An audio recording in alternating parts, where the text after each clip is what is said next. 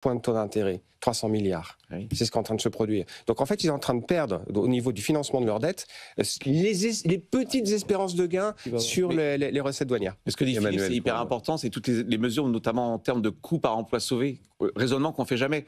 Bien sûr que le protectionnisme, ça va sauver des emplois. La question, c'est pas est-ce que ça sauve des emplois, c'est combien ça coûte. Et les études, là, elles sont radicales. Il y a l'exemple Obama avec les pneus. Ouais, c'était de l'ordre de mémoire, c'était 500 000 $ par an. Ça revient à dire que, soyons cyniques, hein, et je ne suis pas cynique, c'est la politique qui est cynique. Ça veut dire que si la personne avait été au chômage, c'est ça le contrefactuel, j'aurais pu lui donner 500 000 $ par an. À titre personnel, je veux bien subir l'humiliation d'émigrer aux États-Unis et que l'on... Non mais attendez, mais c'est ça.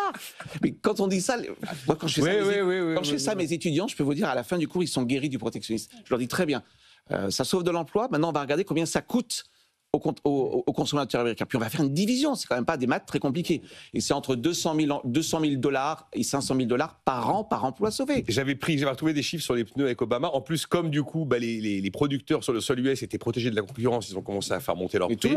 Et tout l'argent qui était parti en plus dans l'achat des pneus aux États-Unis, c'est de l'argent qui était allé en moins dans la distrib. Et la distrib avait supprimé des milliers d'emplois. Ah, bien sûr.